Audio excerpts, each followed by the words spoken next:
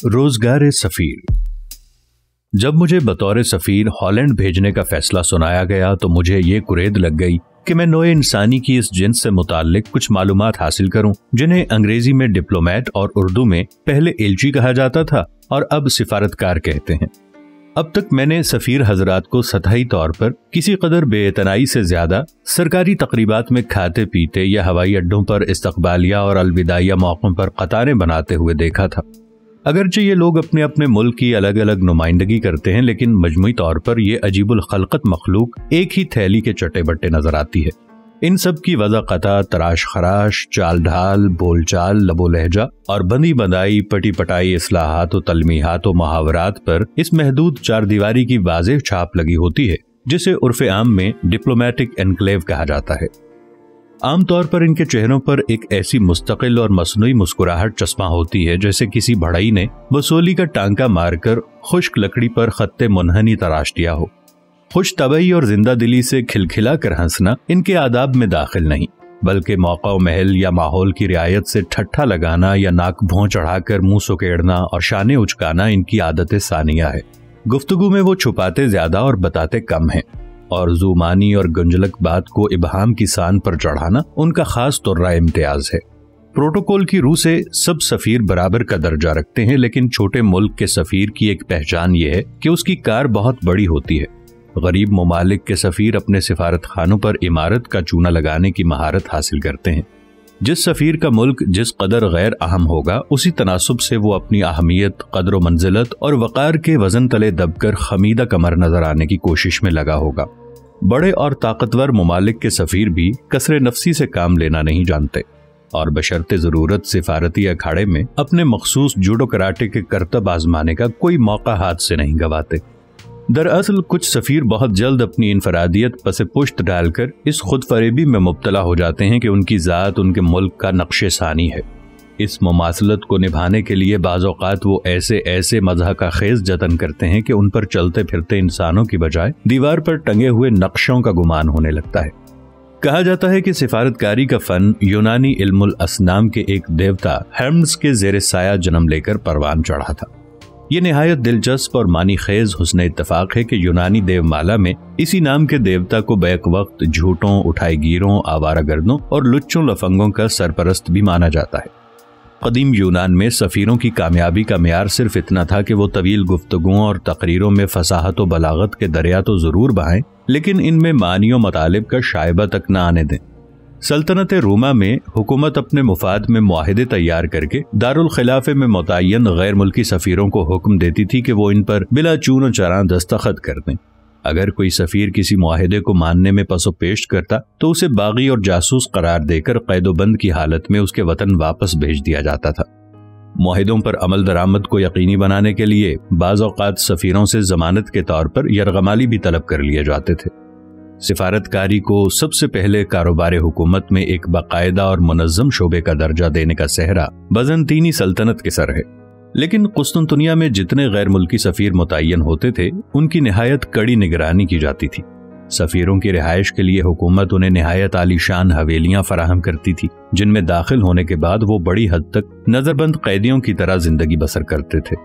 अगर कोई सफीर बाहर जाने के लिए कदम उठाता था तो फौजी गार्ड सलामी देने के बाद उसका रास्ता रोककर खड़ी हो जाती थी। बाहर से भी किसी शख्स को अंदर आने की इजाजत न थी। आजकल की तरह हर जमाने में आम शहरियों का सिफारतकारों से मेलजोल बढ़ाना शक्को शुबे की निगाह से देखा जाता था।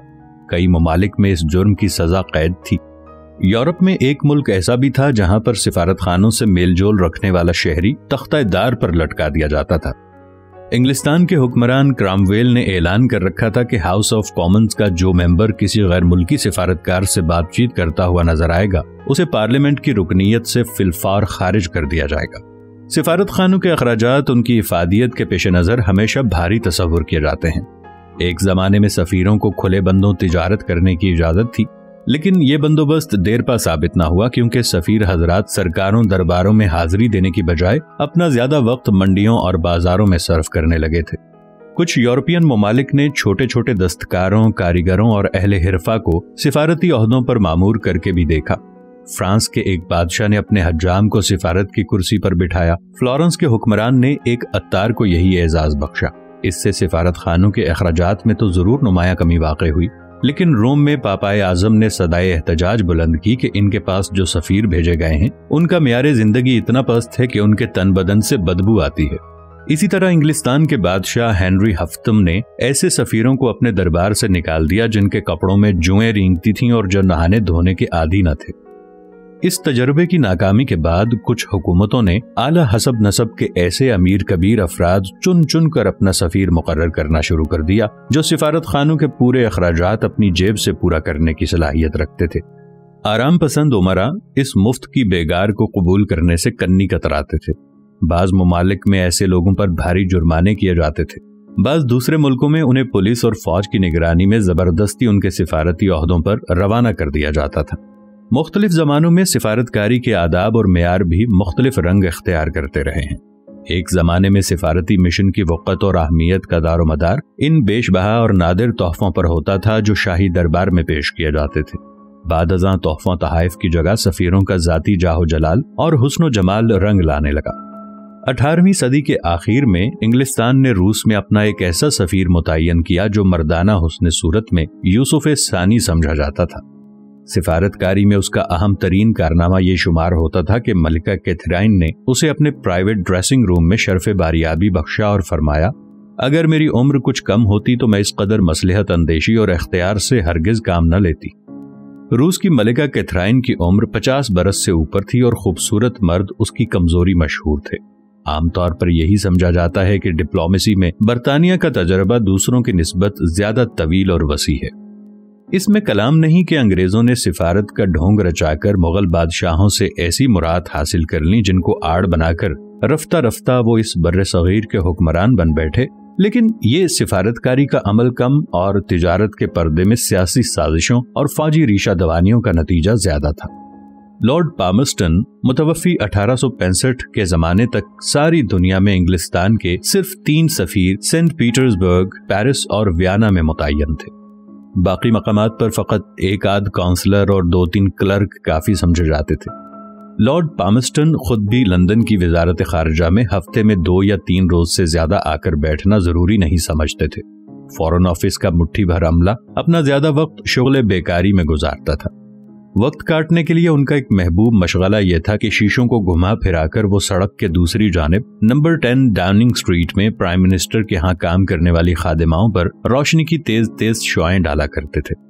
ٹیلی گرافی، ٹیلی فون، ریڈیو، ٹیلی ویژن، ہوائی جہاز اور موجودہ ایٹمی دور کی ہاٹ لائن، سیٹلائٹ اور دیگر برق رفتار ذرائع رسل و رسائل کی ایجادات نے سفارتکاری کی اہمیت اور نوعیت کو یکسر بدل ڈالا ہے۔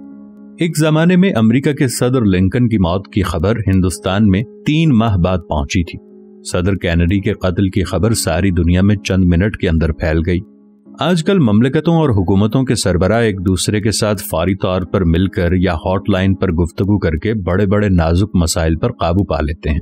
موجودہ دور میں سفارتکاری کا سب سے بڑا کمال غالباً یہی ہے کہ وہ حکمرانوں کے درمیان افہام و تفہیم اور باہمی میل ملاپ کا دروازہ ہمیشہ کھلا رکھیں۔ آج کل بیشتر ممالک میں سفارتی عہدوں کو فارن سروسز کے پیشہ ور افراد پر کرتے ہیں، لیکن کبھی کبھی سیاست کے علاوہ دوسرے شعبوں سے بھی بعض لوگوں کو باوجود منتخب کر کے ان عہدوں سے نواز دیا جاتا ہے۔ البتہ امریکہ واحد ملک ہے جہاں ایک انجینئر، تاجر، سیاستدان، صنعتکار، بینکر، انشورنس ایجنٹ، وکیل یا یونیورسٹی کا پروفیسر بھی آسانی سے سفیر کا عہدہ حاصل کر سکتا ہے، بشرطے کہ وہ کروڑ پتی ہو اور جیتے ہوئے صدر کی انتخابی مہم میں جی کھول کر چندہ دے چکا ہو۔ ایک بہت بڑے تاجر میکسویل کے متعلق مشہور ہے کہ 1957 میں اس نے $21,000 کا چندہ ادا کر کے سری لنکا میں سفیر کا عہدہ حاصل کیا تھا۔ جب وہ سینٹ کی فارن ریلیشنز کمیٹی کے سامنے پیش ہوئے تو ان سے پوچھا گیا کہ سری لنکا میں کیا مسائل ہیں جن کے ساتھ امریکن سفیر کا واسطہ پڑے گا۔ اس کا وہ کوئی جواب نہ دے سکے۔ پھر پوچھا گیا ہندوستان کے وزیر اعظم کا کیا نام ہے؟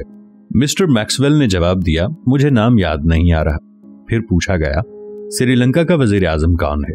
مسٹر میکسویل نے جواب دیا اس کا کچھ عجیب اور نامانوس سا نام ہے، مجھے یاد نہیں۔ سری لنکا میں سفیر کے طور پر مسٹر میکسویل کی تقرری منظور ہو گئی۔ وزیر اعظم مسٹر بندرا نائکے تک جب یہ خبر پہنچی کہ کولمبو آنے سے پہلے امریکی سفیر ان کا نام تک نہ بتا سکے تھے تو انہوں نے ہنس کر ٹال دیا اور کہا کہ اس میں تعجب کی کوئی بات نہیں، کیونکہ وہ 4 برس آکسفورڈ یونیورسٹی میں رہے اور صرف 2 شخص ان کے نام کا صحیح تلفظ ادا کرنے میں کامیاب ہوئے۔ پاکستان کو بھی ایک ایسے امریکی سفیر سے واسطہ پڑ چکا ہے جو امریکہ میں غالباً کوکا کولا کی تجارتی فرم کے وائس پریزیڈنٹ تھے۔ یہ معلوم نہیں کہ انہوں نے یہ عہدہ جلیلہ کس قدر چندے کے عوض حاصل کیا تھا۔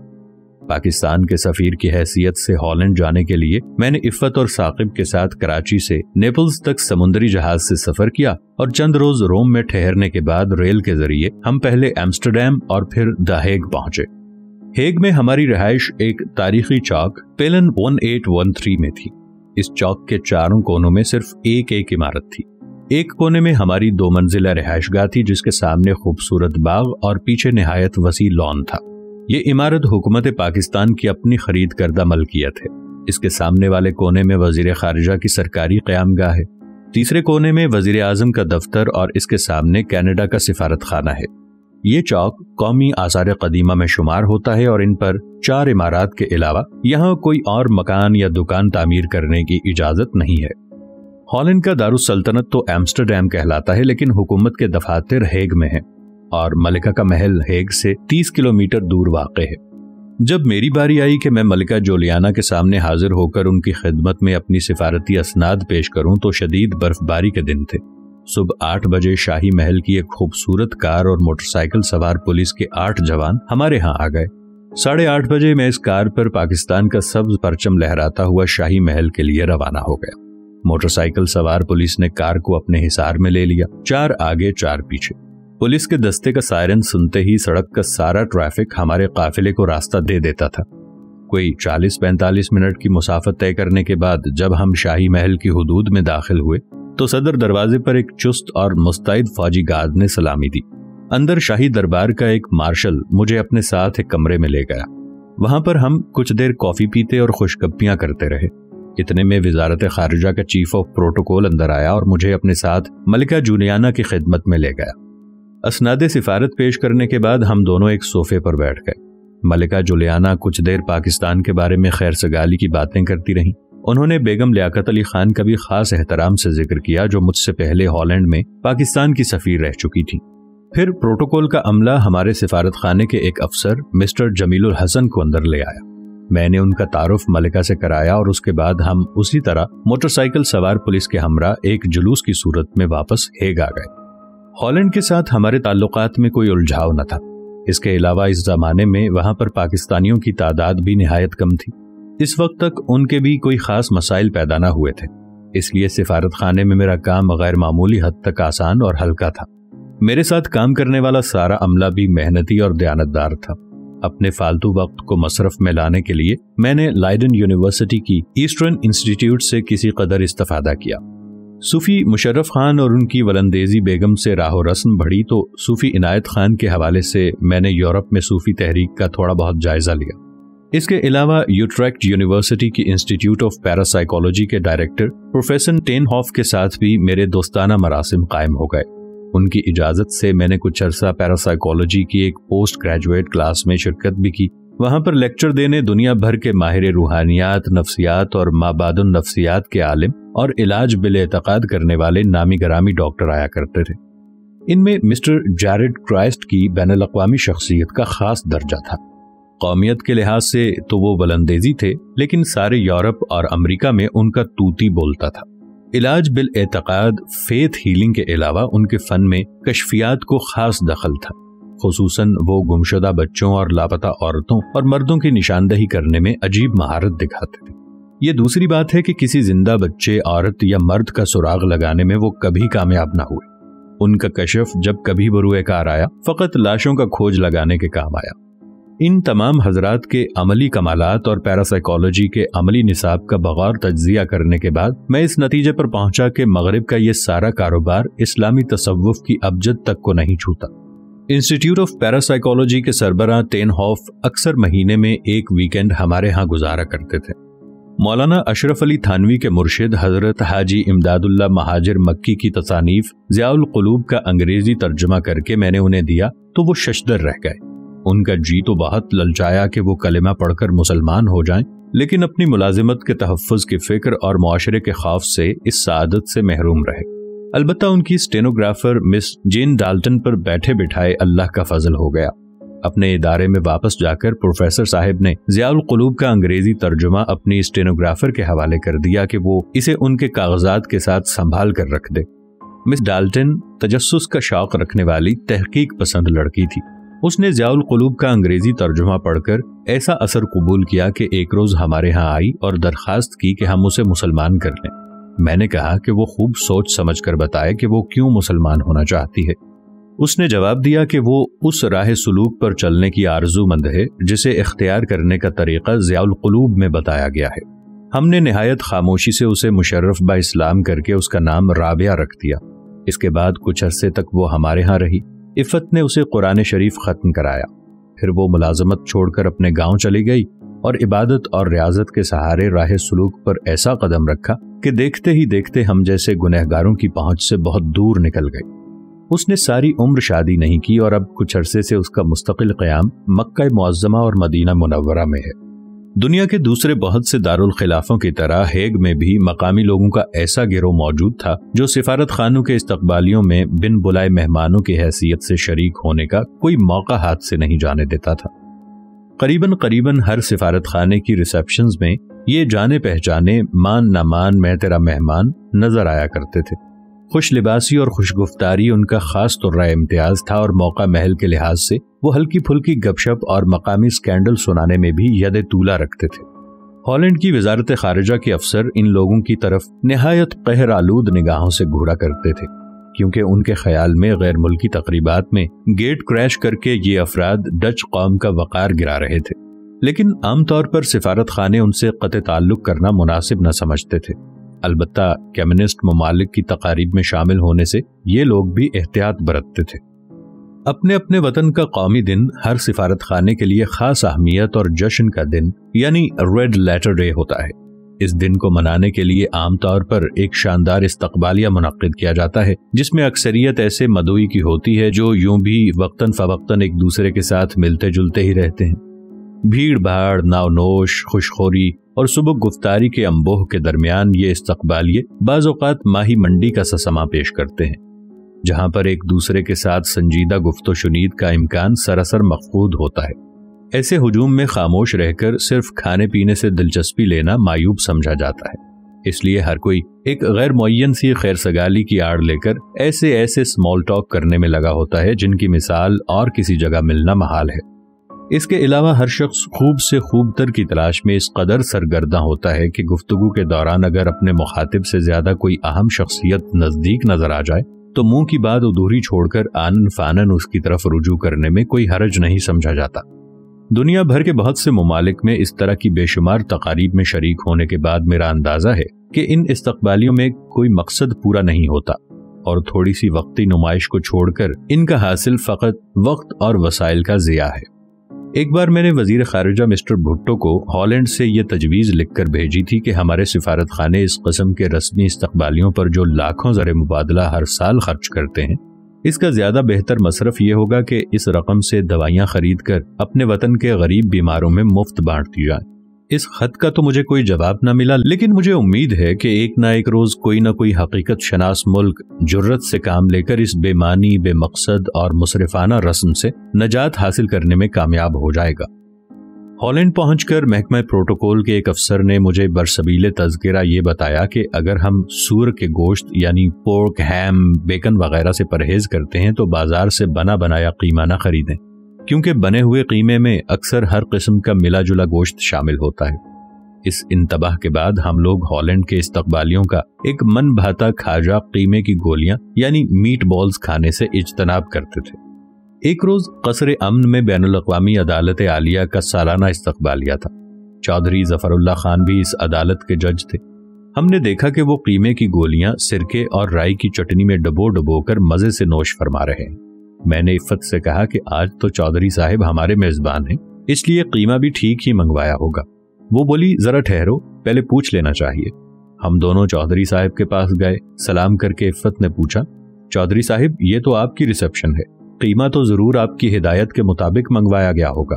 چودھری صاحب نے جواب دیا، ریسیپشن کی انتظامیہ کا محکمہ الگ ہے، قیمہ اچھا ہی لائے ہوں گے، لو یہ کباب چک کر دیکھو۔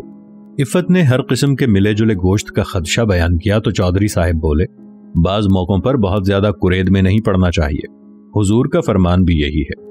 दीन के मामलात में इफ़त बेहद मुंह फट औरत थी। उसने निहायत तीखेपन से कहा, यह फरमान आपके हुजूर का है या हमारे हुजूर सल्लल्लाहु अलैहि वसल्लम का? हेग में हमारे क़याम के दौरान चौधरी साहब का मामूल था कि इतवार के रोज शाम के 4 बजे हम कार भेजकर उन्हें अपने यहाँ ले आते थे। रात का खाना खिलाकर 9 बजे के करीब हम उन्हें उनके फ्लैट में वापस पहुंचा आते। उनकी याददाश्त गजब की तेज थी और उनकी जिंदगी के मुख्तलिफ अदवार के मुतालिक उनकी गुफ्तगू निहायत दिलचस्प होती थी। 1-2 घंटे वो हमारे साथ इंतहाई इन्हमाक से स्क्रैबल भी खेला करते थे। अंग्रेजी जबान पर इस कदर उबूर हासिल होने के बावजूद वो दूसरों के हुरूफ पर कनखियों से नजर डालने से दरेग न करते थे और इन छोटी छोटी चालाकियों से बाजी जीतकर वो बच्चों की तरह खुश हुआ करते थे। जिस रोज वो पहली बार हमारे यहाँ आए, साकिब उन्हें देखकर बेहद हैरान हुआ। उसकी उम्र उस वक्त 2 बरस की थी। चंद रोज कबल हम उसे हॉलैंड के सबसे बड़े चिड़ियाघर की सैर करवा कर लाए थे। चौधरी जफरुल्लाह खान के सुर्ख सफेद चेहरे पर सफेद दाढ़ी और सर पर सुर्ख रूमी टोपी देखकर वो जोर से बोला, क्या ये बब्बर शेर है? चौधरी साहब तबन छोटे बच्चों में बिल्कुल कोई दिलचस्पी नहीं लेते थे, इसलिए हर इतवार को जब वो 4-5 घंटे हमारे यहाँ गुजारते थे तो इतना अरसा साकिब कुदरती तौर पर नजरअंदाज रहता था। ये बात उस पर इतनी शाख गुजरती थी कि वो दिल ही दिल में उनके खिलाफ शदीद दुश्मनी के जज्बात पालता रहता था। इन जज्बात का इजहार करने के लिए वो 2 मौकों की तलाश में रहता था। एक तो ये कि चौधरी साहिब के इर्द गिर्द मंडलाकर वो जेरे लब बुड़बुड़ाया करता था, तोड़ कर पका कर खा जाऊंगा। इफ़त ने साकिब को बहुत डांटा डपटा, डराया धमकाया कि वो मुअज़्ज़िज़ मेहमान के करीब जाकर ऐसी बदतमीजी की बातें ना करे, लेकिन वो कभी बाज ना आया। अलबत्ता गनीमत यह हुई कि चौधरी साहिब उसका ये फिक्रा कभी समझ ही ना पाए। ठीक 5:30 बजे चौधरी साहिब दूध के गिलास में शहद के 2 चमचे मिलाकर पिया करते थे। जो ही उनके लिए दूध का गिलास लाया जाता, साकिब भी जरूर कहीं ना कहीं से आकर ऐन सामने खड़ा हो जाता था। जैसे ही वो शहद का दूसरा चमचा दूध में डालने लगते, साकिब चिल्लाकर कहता, बस बस खत्म हो जाएगा। हमने उसको इस हरकत से बाज रखने की बहुत कोशिश की, लेकिन बेसूद। हेग में महमूद रब्बानी नाम का एक लबनानी नौजवान भी रिहाइश पजीर था। उसका बहुत बड़ा और वसी कारोबार था और वो निहायत अमीराना ठाट बाट की जिंदगी बसर कर रहा था। वो चौधरी जफरुल्लाह खान की दूसरी बेगम बुशरा का भाई था। कुछ अरसा कबल चौधरी साहब और बुशरा बेगम के दरमियान अलहदगी हो चुकी थी। किसी वजह से महमूद रब्बानी चौधरी साहब का मद्दा न था, बल्कि उनके खिलाफ मुआनिदाना और सुकियाना गुफ्तगू करने के मौके की तलाश में रहा करता था। वो कई बार मेरे पास आया और चौधरी साहब की जात को अल्फ लैलवी अंदाज से बेनकाब करने की पेशकश की, लेकिन मैं उसे खुशउस्लूबी से टालता रहा। अलबत्ता हेग में ऐसे अफराद की कमी न थी जो महमूद रब्बानी को हाथों हाथ लेकर सर जफरुल्लाह खान जैसी बैनुल अक़वामी शोहरत के मालिक और आलमी अदालत के जज की किरदार कुशी की दास्तानों को चटखारे ले लेकर सुनने के शौकीन न हो। हेग में जितने सफीर मुतय्यन थे, उनमें एक खास कुंदाए नातराश भारतीय सफीर था। वो किसी छोटी मोटी रियासत का राजकुमार था और जरूरत से ज्यादा बुलंद आवाज में बातें करने का आदी था। सितंबर 1965 की पाक भारत जंग में जब यह गलत खबर फैली कि हिंदुस्तानी अफवाज ने लाहौर पर कब्जा कर लिया है, तो अचानक सिफारती हलकों में ये अफवाह गश्त करने लगी कि बाज निजी महफिलों में भारतीय सफीर ये डेंगे मार रहा है कि वो अनकरीब प्लेन 1813 में पाकिस्तानी सिफारत खाने की इमारत पर कब्जा करके इसमें हिंदुस्तानी आर्ट और कल्चर का मरकज खोलने का इरादा रखता है। इस किस्म की खबरें सुनकर तुर्की के सफीर खास तौर पर मुझे मिलने आए। मैंने उनसे कहा, मुझे उम्मीद है कि जो बातें हिंदुस्तानी सफीर से मंसूब की जा रही हैं वो महज बेबुनियाद अफवाहें हैं। तुर्की के सफीर ने मुस्कुरा कर पूछा, आपकी इस खुशफहमी की क्या खास वजह है? मैंने जवाब दिया, मेरे ख्याल में कोई जिम्मेदार सफीर बाकायमी होशो हवास इस किस्म की बेहुदा बातें नहीं कर सकता। तुर्की के सफीर इस्तांबुल यूनिवर्सिटी के प्रोफेसर रह चुके थे। उन्होंने कहा, हिंदुस्तान की स्टेट पॉलिसी की बुनियाद कोटलिया या चांकिया के फलसफे पर है। उनकी सियासी और सिफारती बाइबल अर्थशास्त्र है। गालिबन अर्थशास्त्र की रूह से ऐसी बातें करना बिल्कुल ममनू नहीं जो आजकल यहाँ पर हिंदुस्तानी सफीर के साथ मंसूब हो रही हैं। सुना है कि नई दिल्ली में सिफारत खानों के इलाकों को चांकियापुरी कहा जाता है। 1965 की पाक भारत जंग के दौरान पुर्तगाल का सफीर मुझे ढूंढ ढूंढ कर बार बार मिला करता था और जोर जोर से हाथ पर हाथ मारकर तेज तेज लहजे में कहा करता था, इनको मारो, ऐसा मारो कि इनका सर कुचल डालो। पुर्तगाल का सफीर दिल से ख्वाहिशमंद था कि इस जंग में हिंदुस्तान को शिकस्त फाश नसीब हो। اس کی خفگی کی وجہ یہ تھی کہ کشمیر، جوناگڑھ اور حیدرآباد کی طرح بھارت نے گوا پر بھی زبردستی قبضہ کر رکھا تھا۔ ایران کے سفیر ایک کمزور شخصیت کے مالک تھے۔ ان کی سب سے بڑی مضبوطی صرف یہ تھی کہ شہنشاہ رضا پہلوی کے خاندان کے ساتھ ان کا کسی قسم کا رشتہ تھا۔ وہ اس رشتے کے زوم کی کلغی ہر وقت سر پر سجائے رکھتے تھے۔ شراب کے رسیا تھے، لیکن بہت جلد انٹا غفیل ہو کر دنیا و مافیہا سے بے نیاز ہو جایا کرتے تھے۔ تھوڑی سی مینوشی کے بعد وہ بھری محفل میں لکڑی کا کندہ بن کر ایستادہ ہو جاتے تھے اور دیر دیر تک زمین جنبد نہ جنبد گل محمد کی مثال بے حس و حرکت کھڑے رہتے تھے۔ امریکی سفیر پہلے تو میرے ساتھ کچھ کھچے کھچے سے رہے، لیکن ایک چھوٹے سے واقعے کے بعد ہمارے درمیان جمی ہوئی سرد مہری کی برف پگھل گئی۔ ایک اتوار کے روز دوپہر کے 12 بجے کے قریب میں، عفت اور ثاقب سڑک کے کنارے کھڑے ساحل سمندر کی طرف جانے والی ٹرام کا انتظار کر رہے تھے۔ امریکی سفیر اپنی بیوی کے ساتھ کار میں ادھر سے گزرا۔ ہمیں دیکھ کر وہ رک گئے اور پوچھا کہ ہم کس طرف جا رہے ہیں۔ میں نے بتایا کہ ہم ساحل سمندر کی طرف جانے والی ٹرام نمبر 8 کا انتظار کر رہے ہیں۔ وہ بولے کہ وہ بھی وہیں جا رہے ہیں، ہم ان کے ساتھ کار میں بیٹھ جائیں۔ میں نے کہا ہم بیچ پر پکنک منانے ہمیشہ ٹرام سے ہی جایا کرتے ہیں۔ اگر ہم کار سے جائیں تو ہمارا بیٹا برا مناتا ہے اور پوچھتا ہے کہ کیا ہمارے پاس ٹرام میں سفر کرنے کے لیے پیسے نہیں ہیں۔ یہ سن کر سفیر کی بیوی مسز ٹیلر خوب ہنسی اور بولی، اچھا آپ اپنے بچے کی خوشی کی خاطر آئیں تو بے شک ٹرام سے، لیکن وہاں پر یورپا ہوٹل میں آ کر ہمارے ساتھ لنچ ضرور کریں۔ عفت نے کہا کہ مسز ٹیلر، اگر وہاں پر بھی آپ نے ہوٹل کے اندر بیٹھ کر لنچ کھانا ہے تو بیچ پر جانے کا فائدہ؟ میری تجویز ہے کہ آپ اپنی کار چھوڑیں اور ہمارے ساتھ مل کر ٹرام میں چلیں، آپ کو واقعی پکنک کا لطف آئے گا۔ معلوم نہیں انہیں یہ بات اچھی لگی یا بری، لیکن اخلاقاً اور مروتاً انہوں نے اپنی موٹر کار واپس بھیج دی اور ہمارے ساتھ ٹرام میں بیٹھ کر سخیوننگن کی طرف روانہ ہو گئے۔ بیچ پر پہنچ کر ہم نے کہیں سے مونگ پھلی خریدی، کہیں سے مکئی کی میٹھی اور نمکین کھیلیں، کچھ آئس کریم کے ڈبے، چند کوکا کولا کی بوتلیں اور اپنے ساتھ لائے ہوئے آلو کے بھرے ہوئے پراٹھے، مٹر قیمہ اور گھر کا بنا ہوا آم کا اچار ان کی خدمت میں پیش کیا۔ خشک ریت پر بیٹھ کر انہوں نے یہ کھانا ایسی رغبت سے کھایا کہ اس کے بعد وہ اور بھی کئی بار اسی طرح ہمارے ساتھ ٹرام میں بیچ پر آئے۔ ہماری دیکھا دیکھی کئی اور سفیر بھی گرمیوں کے موسم میں اتوار کے اتوار اسی طرح بے تکلفی سے بیچ پر اکٹھے مل کر پکنک منانے لگے۔ البتہ برطانوی سفیر نے اپنی اکڑفوں بدستور قائم رکھی۔ وہ ہمیشہ اپنی شاندار رولز رائس میں آتا اور 3 پیس سوٹ اور فلیٹ ہیٹ میں ملبوس ریتلے گرد و غبار سے دامن بچاتا، پکی سڑک پر کچھ دیر سمندری ہوا کھا کر دادے عیش دے جاتا تھا۔ ہیگ میں چینی سفارت خانہ ایک ناظم الامور کے چارج میں تھا۔ اس کے ساتھ ہمارے نہایت اچھے تعلقات تھے اور ہم ایک دوسرے کو اکثر کھانے یا چائے کی دعوت دیتے رہتے تھے۔ ناظم الامور عوامی جمہوریہ چین کی جدوجہد آزادی کا ایک پرانا اور آزمودہ کار سپاہی تھا۔ ایک بار چند چینی ماہرین کا کوئی وفد ہیگ آیا ہوا تھا۔ وہ سب چینی سفارت خانے کی بالائی منزل میں قیام پذیر تھے۔ کسی طرح مقامی خفیہ اداروں نے وفد کے ایک رکن کو ورغلا کر چین سے منحرف ہونے اور ہالینڈ میں سیاسی پناہ حاصل کرنے پر آمادہ کر لیا۔ غالباً چینی ناظم الامور اس شخص کی نیت کو بھانپ گیا اور اسے سفارت خانے سے باہر نکلنے سے منع کر دیا۔ پھر ایک روز ایک خاص وقت پر اس شخص نے سفارت خانے کی بالائی منزل کی کھڑکی سے باہر سڑک پر چھلانگ لگا دی۔ پکی سڑک پر گر کر وہ کافی زخمی ہو گیا۔ عین اس وقت ایک ایمبولینس جو کہیں پاس ہی منتظر کھڑی تھی غیب سے نمودار ہوئی اور زخمی چینی کو اس میں ڈال کر ہسپتال روانہ ہو گیا۔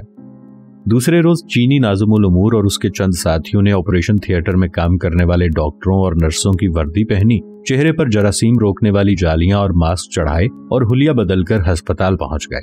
زخمی چینی کو آپریشن تھیٹر لے جانے کے بہانے انہوں نے اسے ایک اسٹریچر پر لٹایا اور اپنی کار میں ڈال کر چینی سفارت خانے لے آئے۔ جب ہسپتال والوں کو حقیقت حال کا علم ہوا تو ڈچ پولیس نے فوراً سفارت خانے کا محاصرہ کر لیا۔ حکومت زخمی چینی کو اپنے قبضے میں لے کر دوبارہ ہسپتال لے جانا چاہتی تھی، لیکن ہر سفارت خانے کی چار دیواری مقامی قانون کی دسترس سے باہر ہوتی ہے اور اجازت کے بغیر کوئی شخص کسی سفارت خانے میں داخل ہونے کا مجاز نہیں ہوتا۔ پولیس کا محاصرہ 10 روز تک جاری رہا اور وہ زخمی چینی سفارت خانے کے اندر ہی پڑا دم توڑ گیا۔ اس پر ناراض ہو کر ڈچ حکومت نے چینی ناظم الامور کو ناپسندیدہ شخص قرار دے کر 24 گھنٹے میں ہالینڈ سے نکل جانے کا حکم دے دیا۔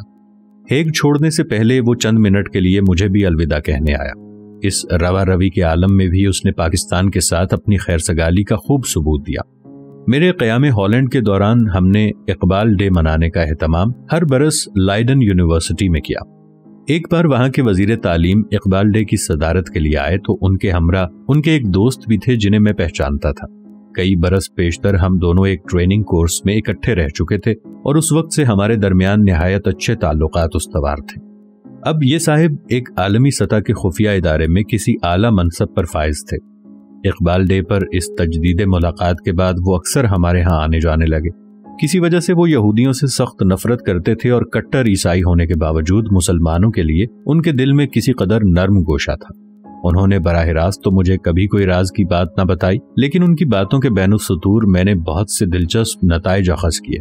خاص طور پر انڈونیشیا کے صدر سائیکورنو کے خلاف دونوں سپر پاورز کی سازشوں کی تفصیلات اور چند برس بعد پاکستان میں صدر ایوب کے نام ایک ٹاپ سیکرٹ خط میں لکھ دی۔ انہوں نے اس خط کا کوئی خاص نوٹس نہ لیا اور اسے پڑھ کر داخل دفتر کر دیا۔ ممکن ہے کہ انہوں نے میرے خط کے اس حصے کا برا بھی منایا ہوگا جس میں ان کے خلاف اٹھنے والے طوفان کے امکان کے متعلق کچھ اشارے کیے گئے تھے۔ لیکن فروری 1969 میں اقتدار چھوڑنے سے ایک ماہ قبل انہوں نے مجھے کہا، آج میں نے تمہارا ہیگ والا خط فائل سے نکلوا کر دوبارہ پڑھا ہے۔ تم نے جو کچھ لکھا تھا بڑی حد تک ٹھیک لکھا تھا، لیکن اب کیا ہو سکتا ہے۔ ہیگ میں عید کی نماز کی جماعت ہماری رہائش گاہ میں ہوتی تھی۔ ڈاکٹر محمود جو آج کل کینیڈا میں پروفیسر ہیں امامت کرایا کرتے تھے۔ وہ اس زمانے میں داخنگن یونیورسٹی میں زیر تعلیم تھے۔ اس موقع پر بہت سے پاکستانیوں کا اجتماع ہو جاتا تھا۔ ایک عید پر ایک نوبارد ہنسمکھ نوجوان سے میں نے پوچھا کہ وہ کیا پڑھ رہا ہے۔ میں کمرشل آرٹ سیکھنے کی کوشش کر رہا ہوں، اس نے بتایا۔ میں نے سنا ہے کہ کمرشل آرٹ سکول بہت بھاری فیسیں لیتے ہیں۔ میں نے کہا، جی ہاں، فیسیں تو بھاری ہیں۔ وہ بولا، لیکن اللہ اس ملک کے کتوں کو سلامت رکھے، گزارا ہو رہا ہے۔ اس عجیب سے جواب پر مجھے حیرت ہوئی تو اس نے یوں وضاحت کی، یہاں پر ایک قانون ہے کہ اگر کوئی پالتو کتا کسی شخص کو کاٹ لے یا صرف پتلون پر دانت کے نشان لگ جائیں تو انشورنس کمپنی سے اسے کافی بھاری ہرجانہ مل سکتا ہے۔ دکانوں پر ایسا مسالہ بھی دستیاب ہے جو پتلون کے پائنچوں پر چھڑک کر باہر نکلا جائے تو کتے بے اختیار منہ کھول کر اس کی طرف لپکتے ہیں۔ کمرشل آرٹ کی فیس کی ادائیگی کے وقت میں ان سہولتوں سے خاطر خواہ فائدہ اٹھاتا رہتا ہوں۔ مجھے اس نوجوان کی حاضر دماغی سوجھ بوجھ اور خوش تدبیری پر واقعی رشک آیا۔ ساتھ ہی مجھے افسوس ہوا کہ 13-14 برس قبل جب میں اسی شہر کی انسٹیٹیوٹ آف سوشل سٹڈیز میں ایک کورس کر رہا تھا تو اس زمانے میں مجھے یہ گر کیوں نہ معلوم ہوا۔